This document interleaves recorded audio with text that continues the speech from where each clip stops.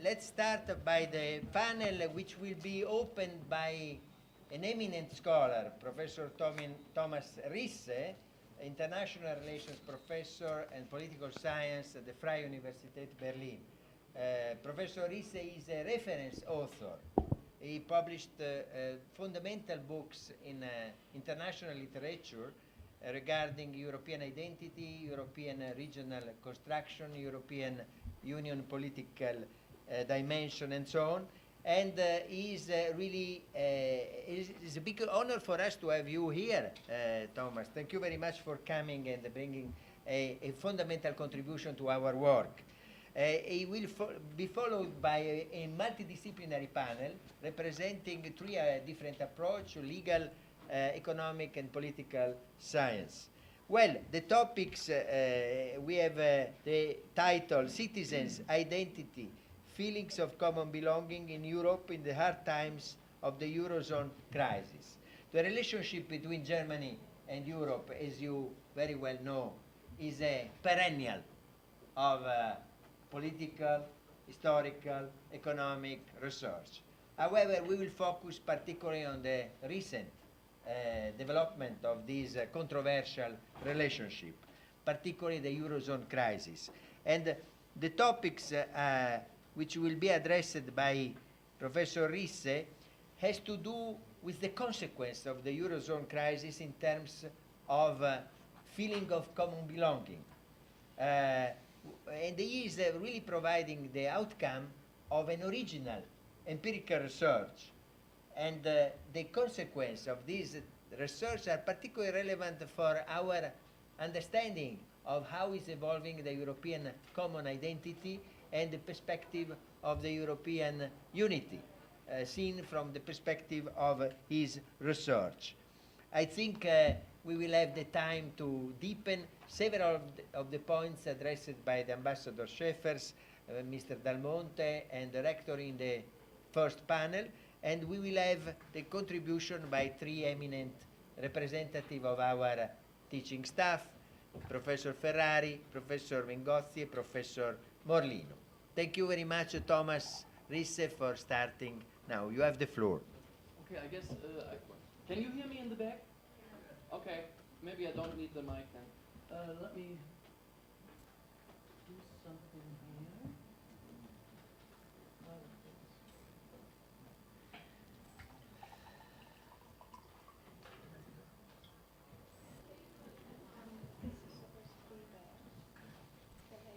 Okay, here we are. So, thank you, Mario, first, for your very, very kind word.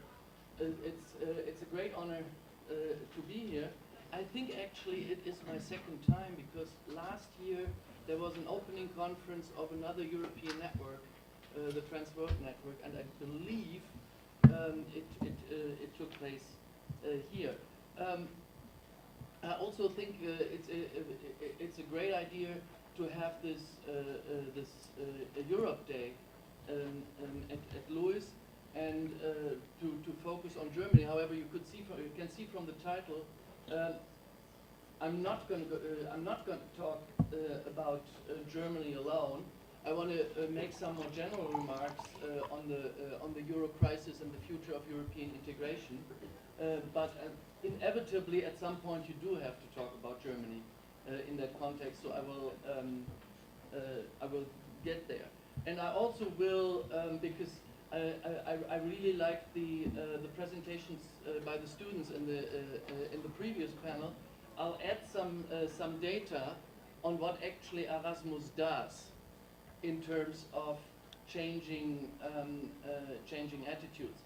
There was one comment by the Dutch student who is gone by now. Anyway, and I thought that is something where I thought he talked about we need to be flexible, and we need not to be homogeneous. If you do the Europe Day again, there is one little point where I think there is room for improvement. If you look at us, what do you see? 5 white males. So there is some room for improvement. Luckily, we have Carmen and Julia in the previous panel, but I do think, you know, a Europe Day should reflect a little bit the gender situation in Europe now, the diversity of Europeans, etc. Anyway, so let me, this thing should work.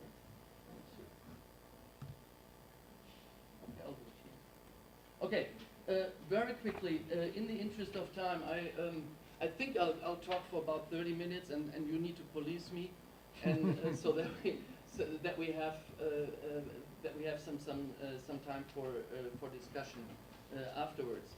So I want to start with what does actually the Euro crisis? I mean, we are now in there for about 3 years. What does that tell us about the EU? And then I want to present some work on the people. So is there something like solidarity among strangers? Do the Germans feel solidarity with Italians? Is there a sort of common ground? Is there a sense of community that would help us to go through the crisis? I will talk a little bit about the politicization of the crisis. It has been mentioned in the previous round that we see a rise in Euroscepticism. I would frame it a little bit differently. I don't think we're seeing a rise in Euroscepticism, but we see a political mobilization of Euroscepticism, and I'll talk about that. I'll present some data about European identity and the Euro crisis, which might actually be surprising for you, because we are faced with these bleak pictures, with these media representations, you know, with national stereotypes all the time. And I'll show you some data and also some analysis that suggests it's actually not as bad and not everything is going down the tubes at the moment. And then I end with some conclusions. So what does the Euro crisis tell us about the EU? In 2010, 2011, you could read in almost any newspaper inside and outside Europe that Europe, or at least the Eurozone, is essentially doomed, and that the euro will collapse. Today, I wouldn't say we are out of the problems yet, but there is, and you can see it's framed very carefully, some light at the end of the tunnel, and that is, in my view, one of the consequences of a decision by essentially all the European leaders very early on in the crisis, that they will sort of fight the crisis and not give up on the euro and the eurozone, and that they wouldn't even consider, for example, what in my country was then discussed as Brexit, the Greek exit. So that there was a political decision in the beginning that one would try to preserve the Eurozone and the European Union as such, almost come what may. Mind you, of course, in the beginning, in 2010 and 2011, none of the political leaders had had the slightest clue what to do. You know, it was driving in thick fog, you know, with some light, and you go from one reflecting pole to the next one, you know, and in a way, after they've tried all kinds of things, the situation only stopped pretty much in June 2012, when the head of the Draghi, the head of the European Central Bank, essentially said, "We're going to print money."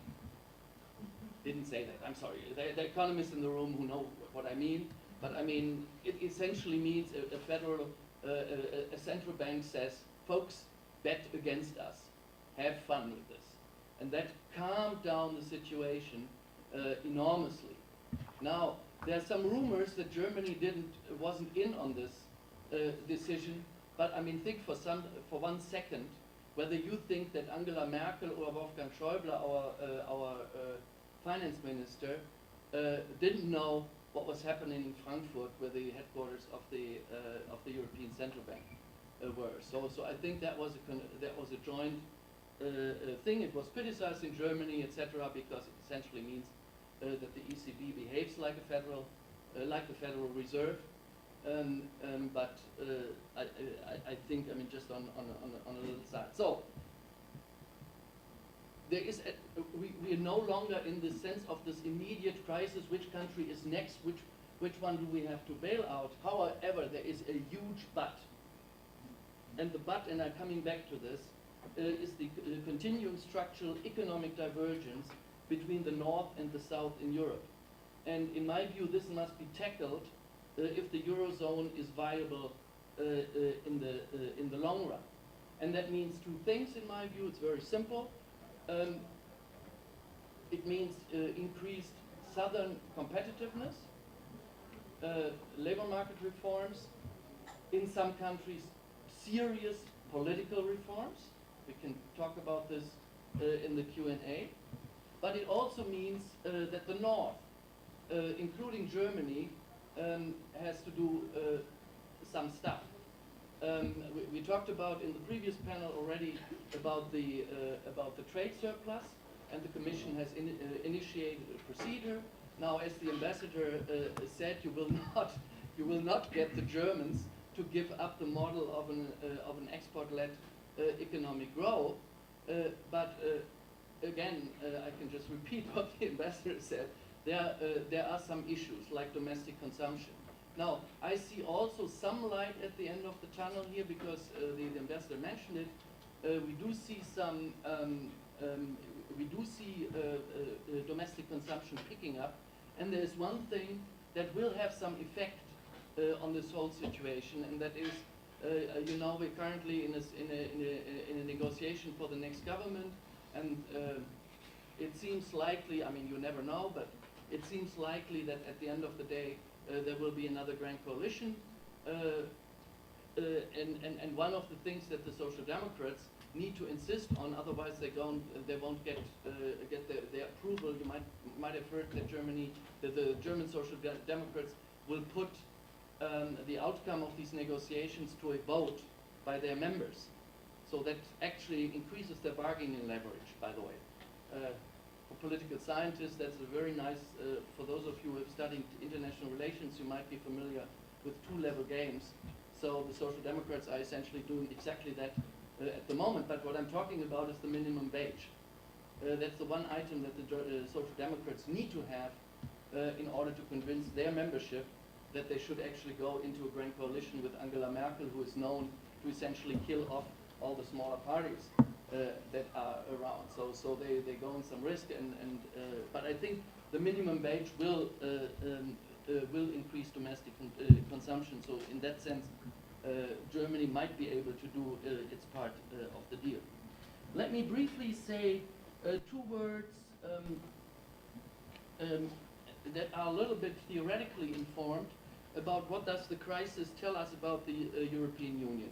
You have two big, you know, for the last 50 years, competing explanations on how to explain European integration. One is called, you can call it liberal, those of you familiar with this, but one is a sort of intergovernmentalist story. It says, I mean, European integration is essentially run by the member states.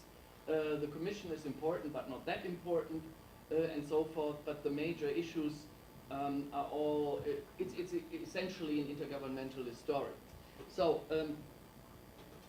and one author who has become famous over this, for example, is Andrew Moravcsik, for those of you who are familiar with this work. So, what speaks for intergovernmentalism, for the intergovernmentalist explanation? Yes, member states' governments seem to be in the driver's seat during the whole crisis, with Angela Merkel being sort of the leading woman in Europe, the one who rules the continent, as the Economist put it. Yes, to some extent, the representative of the Commission is gone, but to some extent one has to say the Commission has been sidelined when it came to the serious decisions about six-pack, etc., etc. So we can say that. More important, the European Parliament has been pretty much sidelined despite all their efforts to get into the game. Just a little bit in parenthesis, At the same time, however, and this is not just true for Germany, but for a lot of other countries, national parliaments have become way more important in this crisis than they used to be in earlier situations of European integration. It's a very interesting development that national parliaments in various member states now, when faced with these decisions, had actually to sign on them, ratify the various agreements, or even, and in the German case, they are now almost, because of the Constitutional Court decisions, and we're going to have an intervention on this later because of the Constitutional Court decision. It has drastically, not drastically, but it has improved the rights of the German Parliament. So the final step here on sort of the intergovernmentalist story, it's all about executives, mostly. You know, to the extent it's all executive governance. Civil society is pretty much not there, except for social mobilization. But you think that the big decisions are all made by the executive. Unfortunately, or fortunately, however you want to see this, there's also a different story. And this different story is a story that you can actually interpret with the big competitor to intergovernmentalism, and that is functionalism or neo-functionalism. What that argument says, it gives, for those of you familiar with this, it sees the European integration process as an incremental process that gradually strengthens supranational actors, that has a lot of so-called spillover. So if you integrate one area and cooperate in one area, you create almost by necessity a spillover that then you have to do also other things. For example, if you create a single market, the issue of a single currency comes up pretty quickly. So there's an incremental logic, but it's an incremental logic toward more integration and toward the strengthening of supranational actors. And from that perspective, what we want to see? Actually, European Central Bank, first of all. I mentioned Draghi and the June 2012 decision. Yes, probably the German and the French and other governments were in on this and knew what Draghi was doing, but it was, you could see that the ECB is taking up a very important role in the euro crisis. Second point, don't count out the Commission yet. If you look at the monitoring task and what just happened, you know, with Germany and the trade surplus, that is part of that monitoring task. If you look at the monitoring task of the Commission, that got greatly increased during the crisis. One famous German political scientist, Fritz Scharf, now writes that the Commission has gained through the six-pack, the two-pack, and all these packs, fiscal treaty, blah, blah, blah, all that stuff, has gotten almost dictatorial powers by now. It's very critical of this. I wouldn't go that far, but I mean, one should not count the Commission out. In a way, what is also interesting is that the crisis response follows the kind of incremental logic. You know, all the newspapers, New York Times, Financial Times, Economist, okay, now we need the big bang. We need a big, forceful response by the European Union. They have to do something. Merkel, go, etc. No. No. What you saw throughout the 3 years is really the continuation of that incremental logic. Now, there are a lot of explanations for that, why that is the case. But there was no Big Bang, and I would also say, for those of you or others, I mean, Jürgen Habermas, the famous German philosopher, now calls for the ultimate leap toward the United States of Europe. It's not going to happen. It's not going to happen. I also say the other side of the coin, a return to European nationalism, it's not going to happen. That's my one prediction, and when I'm back here in 2 years, you can ask me on this one. So, let me move on to the people. So what about the people? So when you look at the media responses to the Euro crisis, there's not much solidarity among strangers. I found the Quarto Reich, I think it's Il Giornale, on the web. I didn't really find an anti-Italian Bildzeitung or something in the German media, but you could see this is on Greece. It's betrayal in the Euro family. Mind you, there is for political scientists who are interested in identity issues, even that one, and they got really clobbered by this by this cover. Even that one still talks about the Euro family. So the imagery on the right-hand side is at least one. You know, you have somebody in the community who misbehaves. You know, but so there's still the family thing. But otherwise, I mean, this is sort of what you get most of the time, and how people seem to react to the crisis. Now, what I'm going to say in the next couple of minutes is that this is not the whole picture. Okay, on the one hand, yes, we do see an increased politicization and polarization in public spheres. The European Union, that used to be, normally there was not much debate about European politics, etc. That has changed dramatically across countries. And we see politicization, and I define politicization by essentially two factors. The increase in issue saliency in the media, so Europe makes it into the top news. And secondly, polarization. So you see way more conflict. By the way, the two things are connected, because media usually do not report about harmony. They feed on conflict, right? So we have this ongoing and increased politicization. You have seen governments toppled all over the place, you know, partly due to the Euro crisis, partly because of the domestic reactions to that, etc. Interestingly enough, except Germany, Merkel's support and Merkel's CDU-CSU came very close to something that only Chancellor Adenauer achieved in the 1950s, and that is an absolute majority in the parliament. So the Germans seem to be different in that case. And you see an increased mobilization of Euroscepticism. And my note is, and that is a little bit to put this into perspective, we do see increased mobilization of Euroscepticism. You see this in Italy, you see this in Greece, you see this in Netherlands.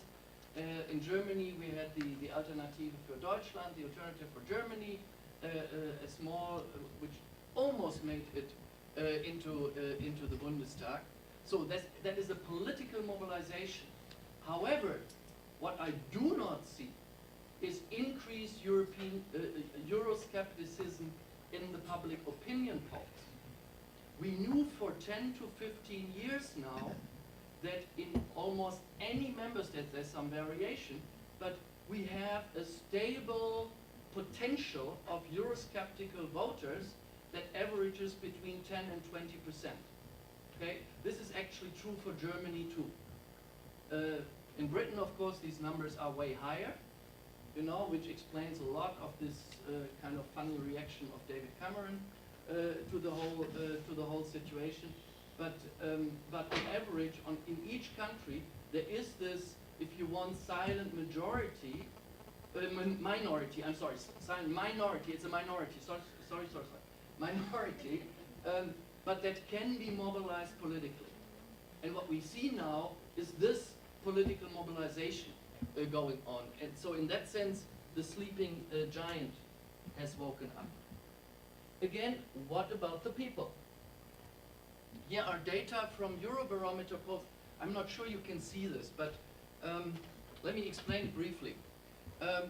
This is a Eurobarometer poll that asks identification questions. In the near future, do you see yourself? And then it comes. Your nation only, i.e. I'm only an Italian. Second, Italian and European. Third, European and Italian. And fourth, European only. So, and for a very, and this question is being asked since 1990, so we have some sort of time series at least that we can actually, you know, statisticians can crunch the numbers on the stuff. What is very interesting is the red line that you see in the back, hopefully, is the one where people have the secondary identification, nationality plus European, Italian plus European, German plus European, Polish plus European, and the green line, the other one, that is the exclusive nationalism, that is your own country only, Italy only. And the big difference is always between these two groups. Let's call one exclusive nationalists who identify only with their country, and let's call the others inclusive nationalists. Now you could think this is really identity light. You know, we are Germans and we add a little bit of Europe to it. When you do the numbers, and if you crunch this and compare this with other stuff, what you can see is actually this is a huge difference in the attitudes that come with it. Even a very slight identification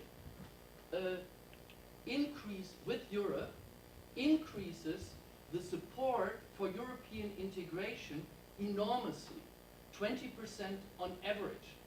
You know, for opinion polls, this is huge. Okay?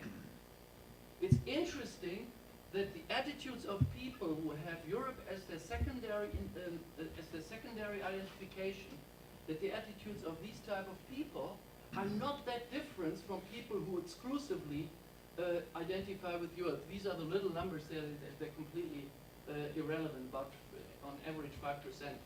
So, and what you can see, not that much change during the Euro crisis. Now, two countries. This is Germany. Let me skip this. This is Germany. In Germany, for the last 10 years or so, those people who have a secondary who also identify with Europe, that is the red line. These numbers have actually gone up.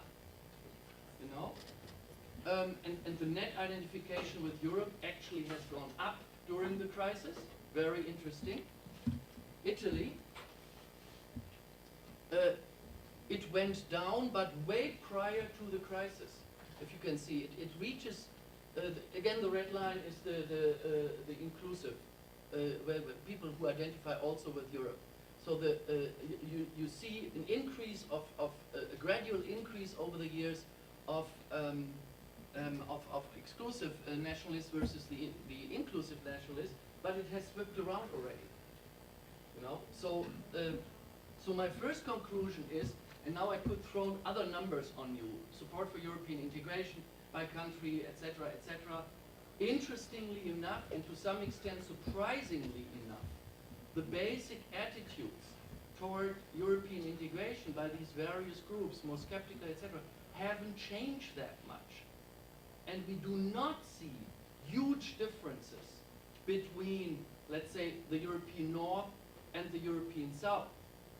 The British population has always been Eurosceptical by large numbers. That has increased slightly, but not dramatically. So let me skip a little bit, because otherwise I'm not going to finish this one.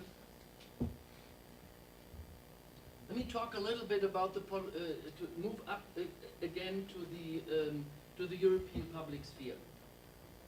As I said before, one shouldn't talk about European public sphere. What I mean actually is the various national public spheres, to the extent that they talk about Europe. What you can see is a drastically increased issue salience in the various national public spheres. I mentioned that already. We also can see, and that predates the Euro crisis, but gets, of course, reinforced by the Euro crisis. We can also see that the electoral significance of European affairs, that is, how many voters think that EU issues are actually important, is growing in the national polities. And as I mentioned before, we see a growing polarization of European issues in public spheres. What we also see is what a colleague of mine in Berlin calls the vertical and horizontal or Europeanization of public spheres. We see across the countries, by the way, with one exception, I'm going to talk about that exception in a second, we see a very strong presence of external European actors, both EU actors, i.e. Commission, Central Bank, etc., and actors from other countries, Hollande, Sarkozy, Letta, and so weiter. Sorry, I switched into German. In various national public spheres. So apparently, and we can have a long discussion about what constitutes a Europeanized public sphere. I mean, we do not have European-wide media, but we have Europeanized national public spheres in the sense that speakers from other countries and from Europe, from the EU, are treated as legitimate speakers. And this has increased quite drastically during the Euro crisis. There is one exception in this case, and that is Germany. In Germany, these numbers have decreased. The Germans discuss the Euro crisis mainly among themselves. And that is a little bit scary about this, because that means that they, at least in the media representations of the debate, that means that they hear less the voices of other countries. Now, the discourse is very strongly dominated by executive actors, you know, the Merkels of the world, parliamentarians pretty much out, civil society, except for protest events, pretty much out. A framing, that is, how is this crisis being framed? That is another thing, if you're interested in Europeanized public spheres, you want to look at how is this framed? Is this framed as a problem pitting the Germans against the Italians, the Germans against the Greek, etc., sort of in a sort of nationalist frames, or is it sort of common European fate frames? That is, this is an issue that concerns us all as a community. And what we can see, we do not have very good data on this yet. A lot of teams now coding newspapers, coding TV news, etc., across Europe working on this. But we see both frames actually coming up. Solidarity among strangers. Unfortunately, we have very little real direct opinion polls that actually tap into this. Because I mean, my interest would be or our interest would be, of course, you know, I've shown you these data about these identity levels, whereby on average you still have a majority of people in most countries, except Britain, in most countries that have at least some European identity. But so what? You know, are they prepared to pay a price for this? You know, how much does this translate into solidarity? Are we prepared to be solidary? So, Eurobarometer asked in 2011, 2012. They discontinued that question. You never know why they do these things, but anyway. So, as a social scientist, you discuss over these decisions with these Eurobarometers because you never get time series or rarely get real time series. So the question was, to what extent do you agree or disagree with following statement? Times of crisis is desirable for our country, i.e. Germany, Italy, to give financial help to another EU member state facing severe economic and financial difficulties. The little we know is that this solidarity has increased on average during the crisis. The Eurozone as such, and the other data on the Eurozone as such is above the EU average, and very interestingly to me, there's very little difference between the North and the South. So the gap that we are now witnessing, and in all the political debates, etc., between the Northern Europe, you know, the creditor country and the debtor countries, do not show up as distinctively in these opinion polls. Germany is quite a bit above average. UK, but that is to be expected, is way below average. What is also interesting, though, is that the new Eastern European member states are also below average in terms of the numbers in favor of showing solidarity. You can ask why this is the case, but if you were a Bulgarian and you look at your GDP per capita and compare it with the Greek GDP per capita, you might have an explanation why their solidarity is below average.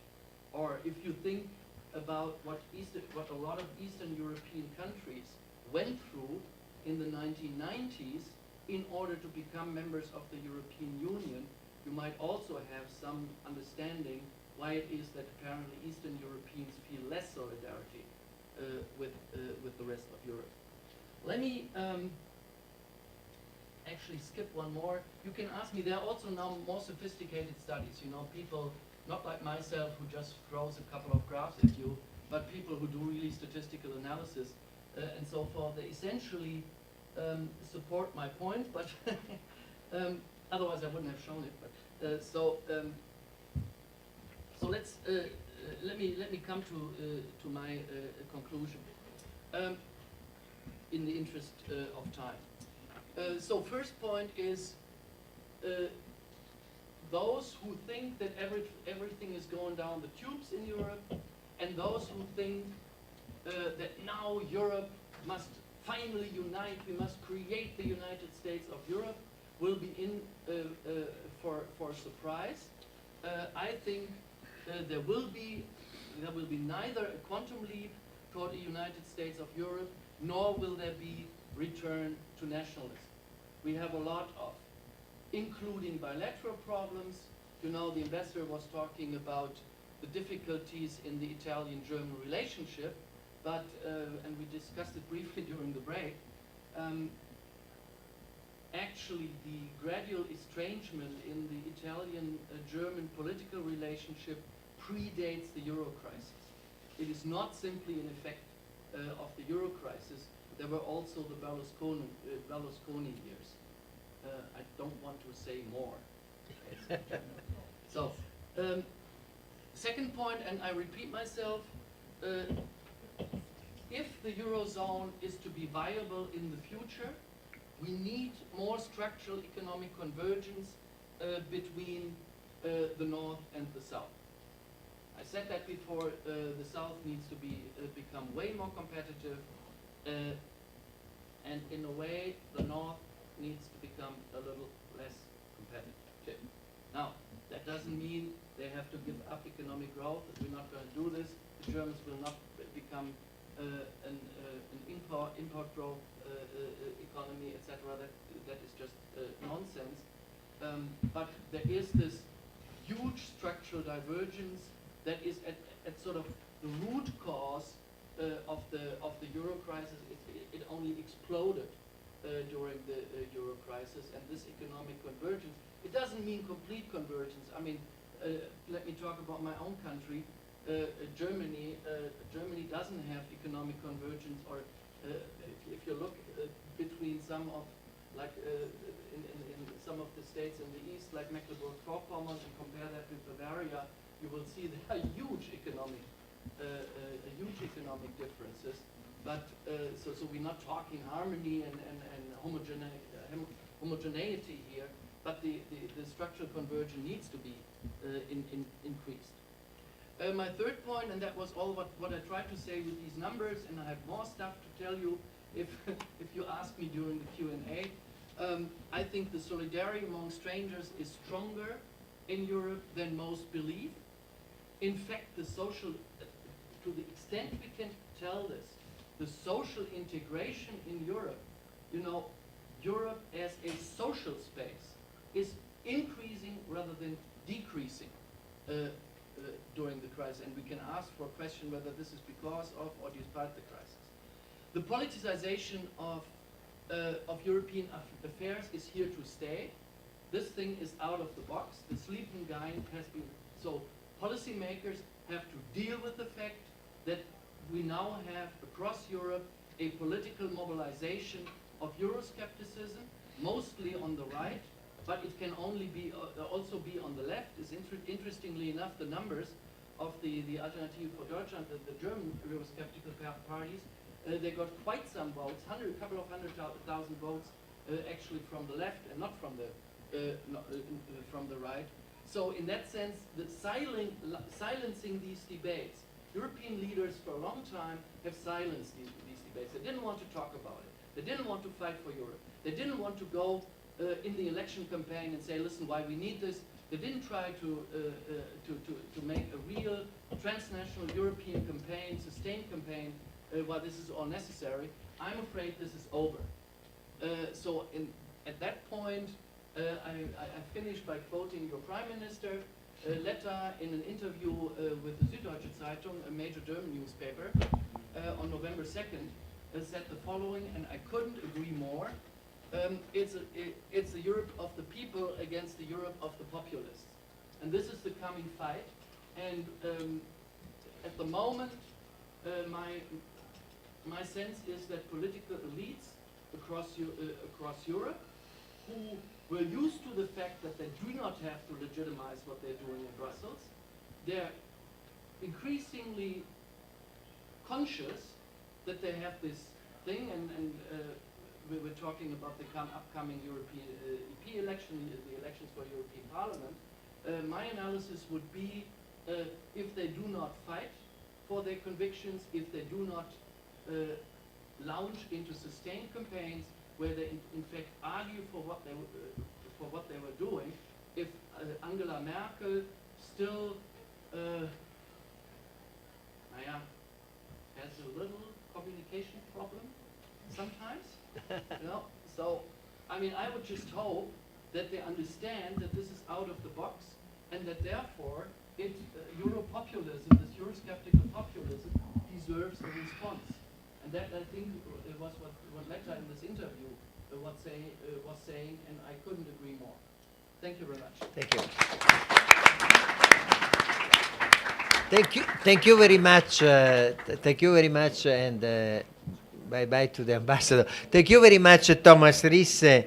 You provided, first of all, a theoretical framework, intergovernmentalism and neo-functionalism, in order to understand what is occurring in the main trends of the European Union and the European construction during the Euro crisis. Number two, you provided your interpretation of the Eurobarometer, the tendencies of the public opinion in various countries regarding feeling of common belonging in Europe, nationalistic feeling, solidarity among strangers. And then you came also to some conclusions regarding policy recommendation. I think there is very much for the discussion to be deepened and to be addressed. We start with Professor Morlino, is Prorector for Research at the LUISS. Please, Leonardo, you have the floor. Thank you, yes, thank you. So, the issue, let me see if it's open, I think. Yeah, it's on. The issue is what are the consequences of economic crisis for European Union, for our democracies. Thomas, thank you for giving us a counterintuitive, optimistic view. Now, let me comment on 2 points.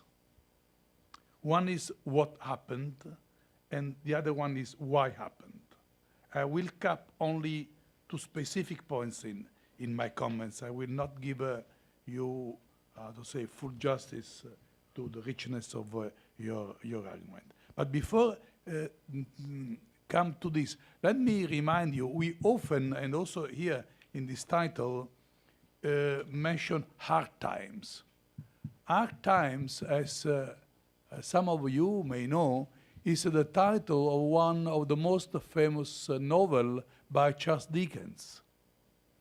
And in this novel, Charles Dickens was stressing the role of solidarity, the role of intervention, help alleviate poverty, and so on. So actually, I don't know if we are aware when you use the expression hard times of the actual implication, the actual background we have. Anyway, so what happened? Consequences of economic crisis for our democracy, for politics. We can here compare, and in a sense, Thomas make a little bit a step forward.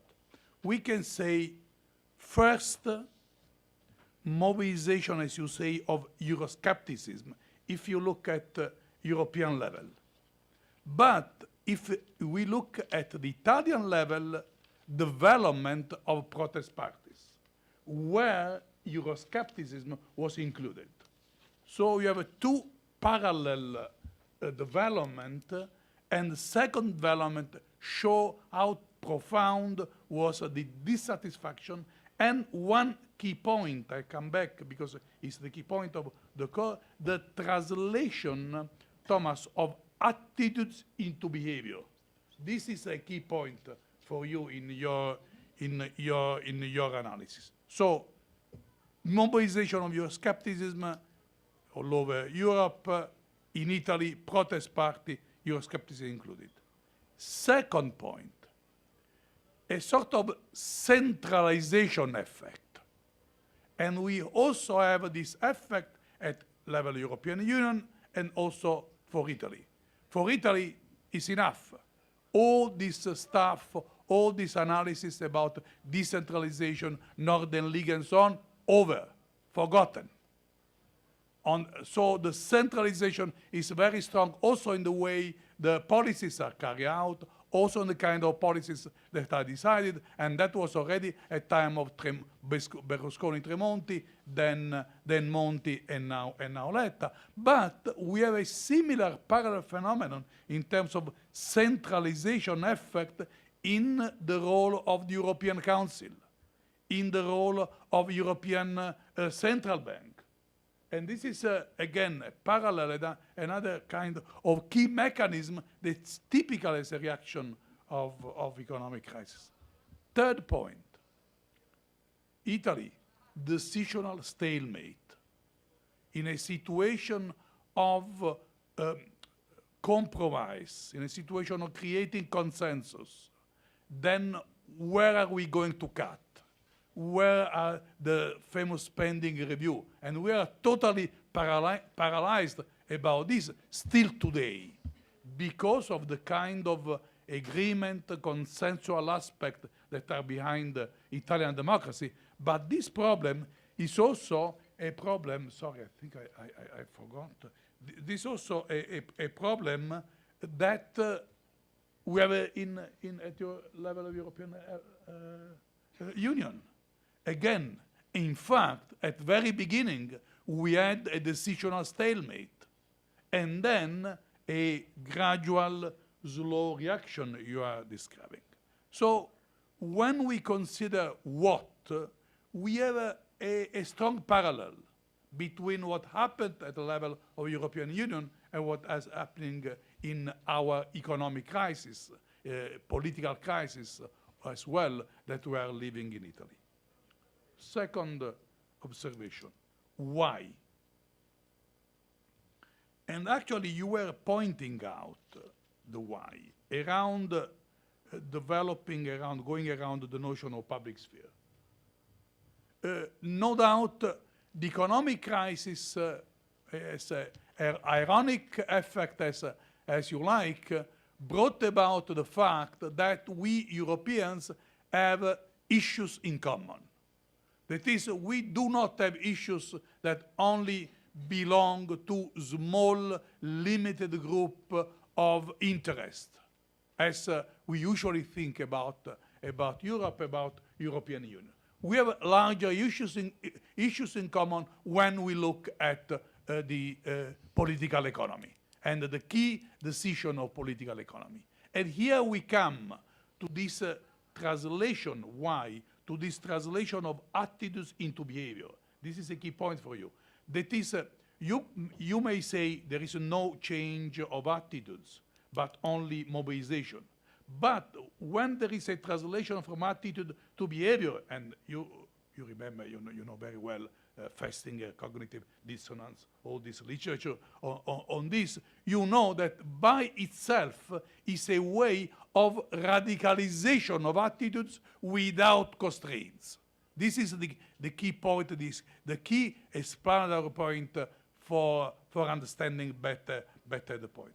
Yes, here we come to the what was in a sense the main problem when we were trying to approve the constitutional treaty, when we were trying to approve a new constitution for Europe. That is, at that moment, it was very well clear as Europe and European Union was an elite and business affair. And now, and there was not, people was not involved. Now, through this painful experience, we come to see how the people is involved. And of course, in the way that we expect, economic aspect. So this is something new. And again, here the explanation is precisely in deepening the public sphere. This is what is happening. When we consider, we go behind the scene and we try to go a little bit more in depth, what is happening? A deepening of public sphere. And the deepening of the public sphere is a key step for building any kind of possible democratic future world. So I think we are living this situation painfully with a lot of problems, but maybe with some positive aspects. So at the end, I may concur with your optimism. Thank you. Very well. Thank you very much, Leonardo Morlino. Next speaker is Stefano Manzocchi, Professor of Economics. Thank you very much, Mario, for inviting me. And of course, I interpret my role here as commenting Thomas' presentation from the economic point of view.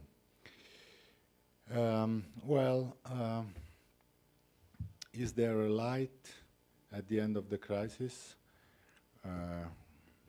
We had the Prime Minister, more or less 1 year ago, who said that we could see the light at the end of the tunnel, and he was swept away in a few months. That was Mario Monti, who said that about a year ago, and then he loses the elections quite dramatically.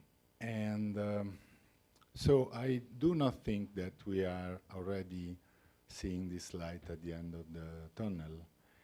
And I believe that what has happened in these days, that is the Commission, for the first time in history, moving to address or even to give a name to the issue of an excessive trade surplus at the core of the Eurozone, is a clear signal that there's no light yet.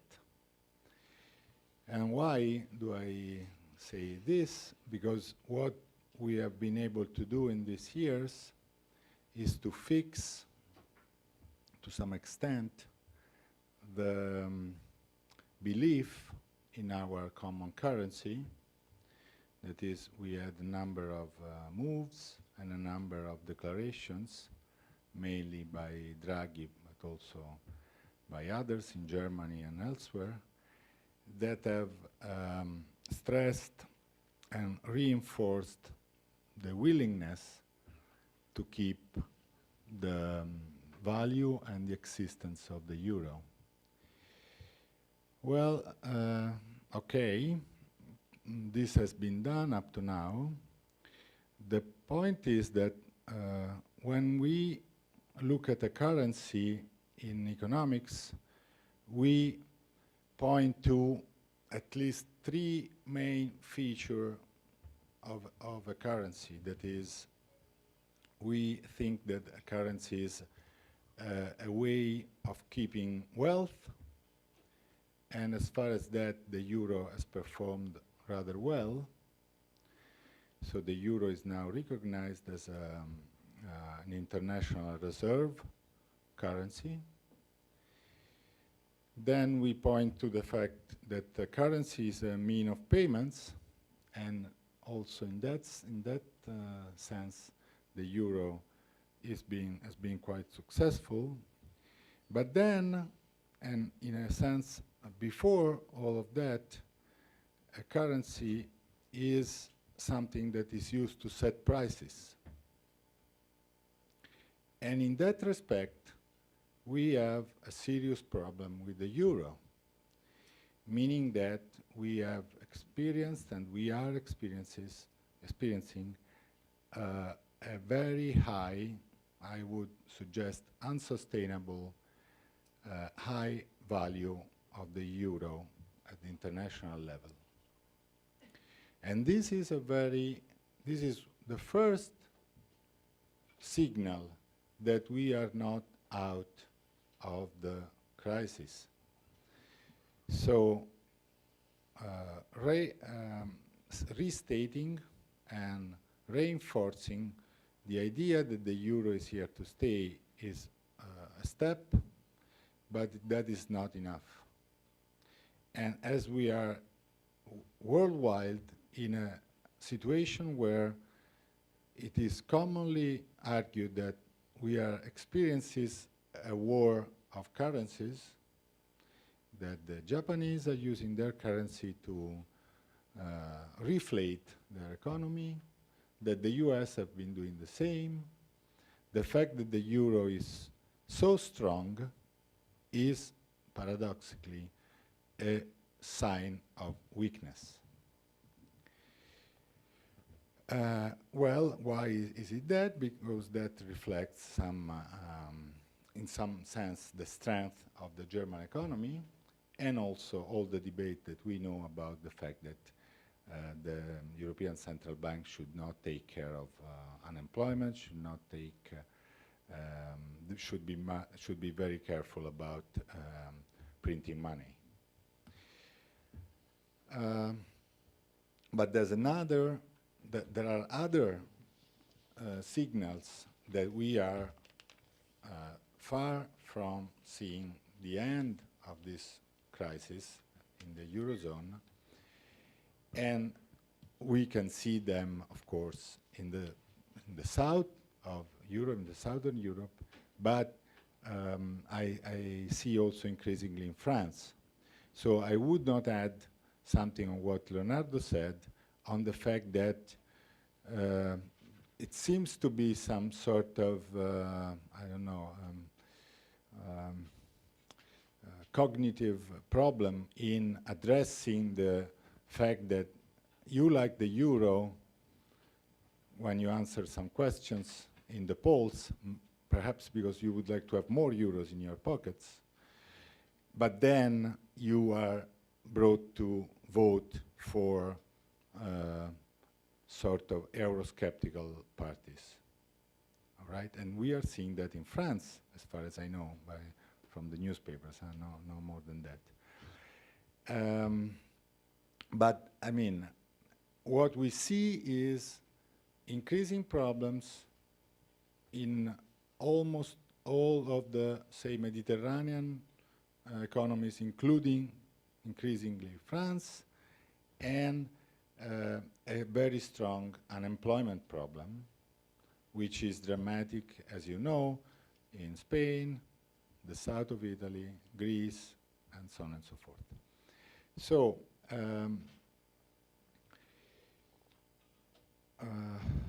when in the debate about the birth of the United States of America, a famous U.S. historian wrote an essay called destiny or experiment. And I think that while that could be an interesting question for the United States, I don't think this is an interesting question for Europe, because we are clearly in an experiment. So we must be very careful in the steps we are taking. And my feeling is that beyond the next equilibrium that we will find in the future, and I hope that, of course, that equilibrium will include a Eurozone, possibly larger and a deeper internal market, I think that we must be very careful in Europe in addressing our current economic problems, and that without a serious plan for a European fiscal policy, we cannot do that. What do I mean with serious plan? I mean that we have to start to do at least what is done in the United States. I would not say now, but as soon as possible. Probably we are late in many instances. Let me mention a few of them, but we know about them. Apparently, we are undergoing a healthcare emergency in Greece. Well, if this is true, that in a region of the Eurozone there is an healthcare emergency, I'm not talking about leisure and holidays, I'm talking about healthcare, the European Union must intervene. Otherwise, I do not know what is solidarity among strangers. If we have a migration emergency in the south of Europe, the European Union must intervene with current fiscal expenditure. This is not investment. This is current expenditure for what is needed to face an emergency in some regions of the European Union, which, by the way, has the possible positive side effect of revitalizing these economies, because you are going to spend in healthcare, to spend in what is needed in order to better manage the migration emergency, or, as we are discussing at the European level, but no clear sign of action has been taken, tackling the youth unemployment problems in the south of Europe. Will there be waste of money in these processes? Of course there will. Of course some money will be wasted. Some money will be mismanaged, of course. But this is not a sufficient reason in these times not to do this, because this will give a signal that before we will move and we will reach the next equilibrium of, you know, a sort of balance in convergence and divergence, because I agree with you that there's no convergence. Convergence is a fancy word in economics. I mean, you must specify what we are talking about. So some regions will spend more, some regions will save more, capital will move, and somebody will export and somebody will import. That's fine. We are in a different situation. Part of the Eurozone is in a prolonged stagnation, and my feeling is that this could still have very strong and dangerous political consequences. So before we will think of what our Eurozone will be in 10 years from now, we have to give now clear signals of what this solidarity among strangers is. Thank you. Thank you very much, Stefano Manzocchi. You have provided a more pessimistic assessment of the current state of the euro crisis, in the context of the war, global war of currencies. The euro is over-evaluated. This is the crucial point. This is the crucial point addressed by the European Central Bank and by others in completely different way in Germany and in Italy. So this is, and in France, I would say. Now, thank you also for bridging between your economic background and the political consequence. We come to the third and final discussant from a legal point of view, Professor Romano Ferrari Zumbini of the Law Department of LUISS. Thank you, Romano, for giving, you have the floor. Thank you, Mario, for having invited me, and I wish to congratulate for this interesting Europe Day. I've been asked to outline the contribution made by the German juridical thought to the development of the European culture. We all know very well the contemporary influence of the German Constitutional Court, the Bundesverfassungsgericht, and its decisions on the European integration process. But the significance of those decisions is even better understood if we take into account the plurality of impulses which, in a coherent framework, has been given to this process by the German legal science throughout the whole 20th century. This coherent framework could help, and helps me, to point out a way to break up many laces that, in my opinion, are blocking the development of the EU. And it's not a surprise for me that the words of the ambassadors goes in the same direction I am aiming at. In this perspective, I will try to look at the last century following a unique trait d'union from the beginning of the 20th century to the recent decisions of the Federal Constitutional Court. On January the 1st, 19, the German Civil Code, BGB, came into force, almost a century after its French and Austrian counterparts, 1804, 1811. Was this delay due to some sort of editorial difficulties among German jurists? Of course not. The delay wasn't caused at all by drafting problems. It was instead the outcome of a precise choice. The scientific word in Germany was against the written civil code, and only after many decades, politics prevailed and imposed the BGB. Under the rationalistic suggestions of the Enlightenment at the west of the Rhine, as in France, the path to the identification of law with written law had been taken as early as towards the end of the 18th century. Statutory law was understood to be the expression of rational will, and as such a powerful weapon elusively reputed to be the winning one in the life of a legal system. So it doesn't surprise that lawmaking was perceived as the main topic for a parliament. It seems to me, but I'm ready to discuss this option at the end of the speech, that even a European law today has been and is still influenced by this so-called French approach. On the other side of the Rhine, on the east, in Germany, in those same years, but under the suggestion of Romanticism, historical perspectives were taken into a new consideration. This highlighted the mysterious dimension of law. Law was perceived as the expression of a common conscience immanent to people. By the way, let me underline that that's the first time I mentioned the keyword of my speech, a word Professor Risse mentioned very often, the word people.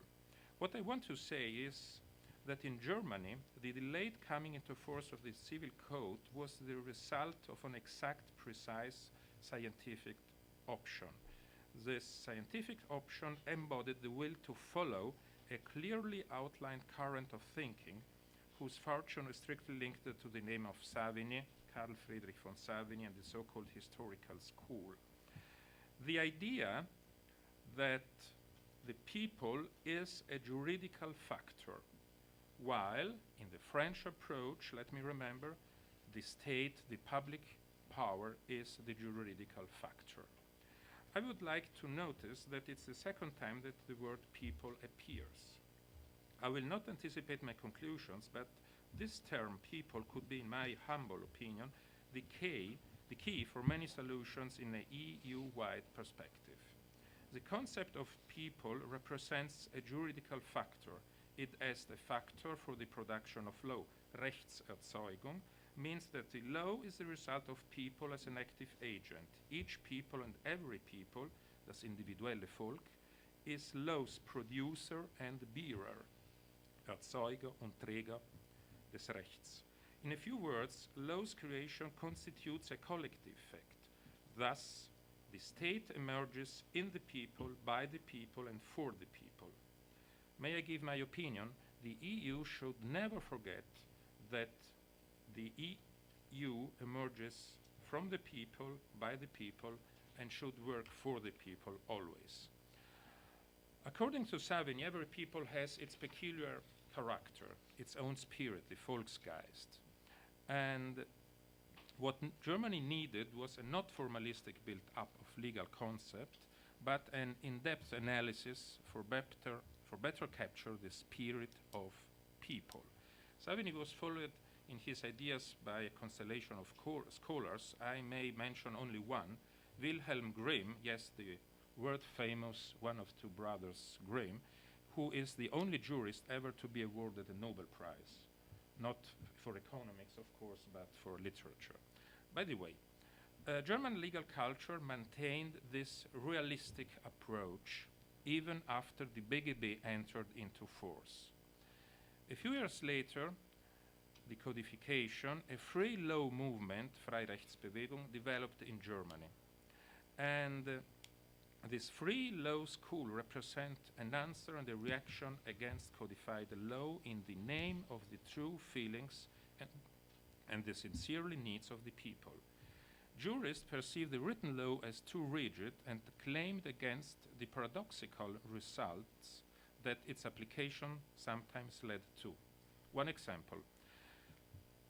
The science in Germany looked critically at a sentence that declared a will void by a judge for its unconformity to a paragraph of the BGB which required the testator's subscription. In this case, the testate wrote his name on the same line of the date, so that the judge stated he had not undersigned the document and declared it void. The testator was dead and his will was never put in force. And what is my target? Is to say that there is a continuity in this search of the feelings of the people in the German approach today with the Federal Constitutional Court decisions. And all the Federal Constitutional Court decisions may be seen and considered as a mosaic.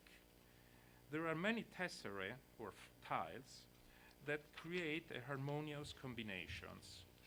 Starting from the first one, Maastricht, about the Maastricht Treaty in 1993, and the last one tile, has still to appear because we are still waiting for the sentence on the outright monetary transactions, OMT. Now, let me try to underline the telltale sign, the fil rouge, that goes in the name of the people from Savigny to the jurisprudence of the Court of Karlsruhe. This continuity expresses one of the juridical views in the grand bet of European integration. Europe cannot afford to lose German legal science lesson, which could be a valid option to that I referred, the French option. In my opinion, the European integration process suffered undoubtedly on an excessive indulgence in politically correctness.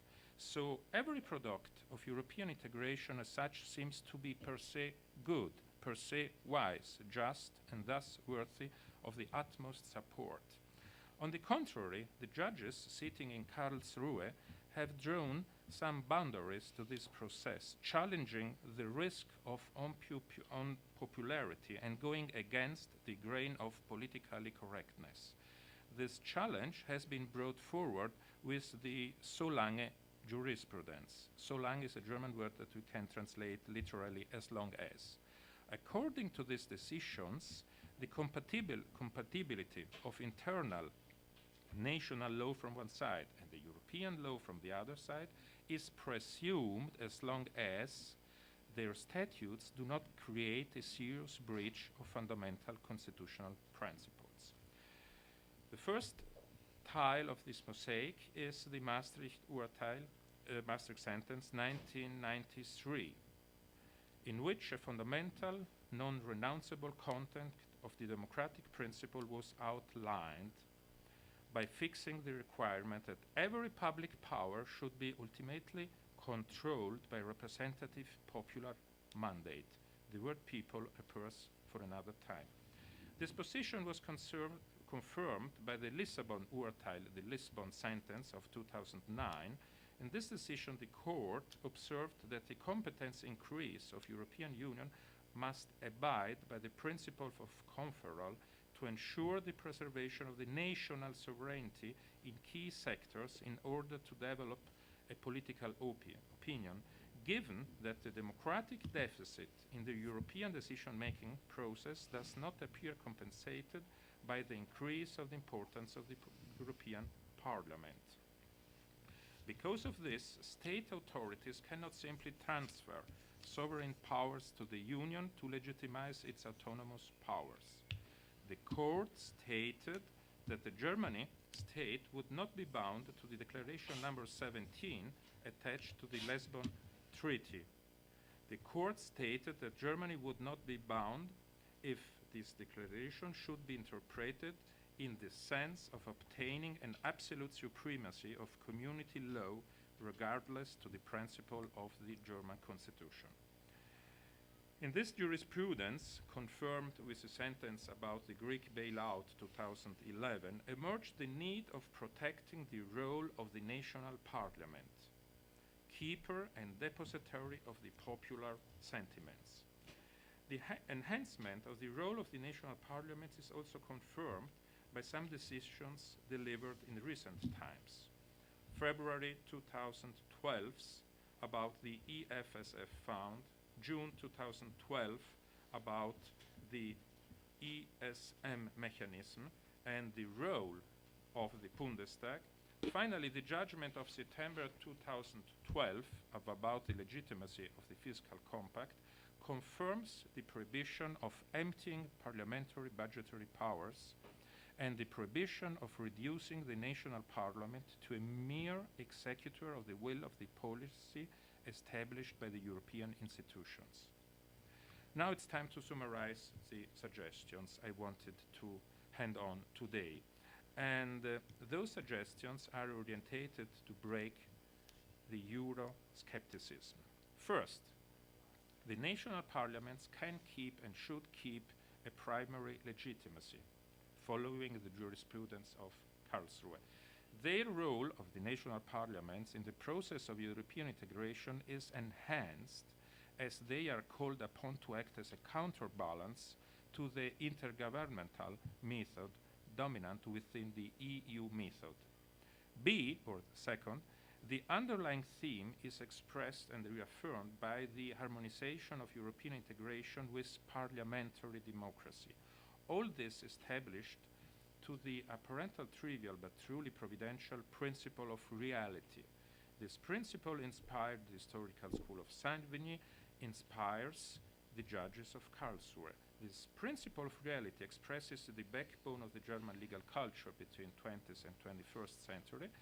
The principle of reality is so close to the feeling of the average citizen and so far away from the imperatives of the politically correctness that sometimes detracts from the perception of reality. In short, for all of those reasons, if the flags of radical right-oriented parties appear in the streets of Europe more often than the words of Erasmus of Rotterdam mentioned by Carmen before, it means that something has gone wrong. And it's not a surprise for me that the words of the ambassadors and the words goes in the same direction, following the word people. And I think that the EU can find back the right way only by going back to its roots and following the needs of the people, the desires of the people, and the sensibility of the people. May I mention, please, a German-speaking woman, Maria Theresa of Habsburg. The very same day she was crowned Empress, 1740, and she was still breastfeeding, she called for her ministries and told them, "My dearest counselors, I will sign any act to be passed but on one condition, that every act I sign has to be understood by each and every farmer in my empire." Do you think that anyone in the EU can always understand its written laws? Thank you. Thank you.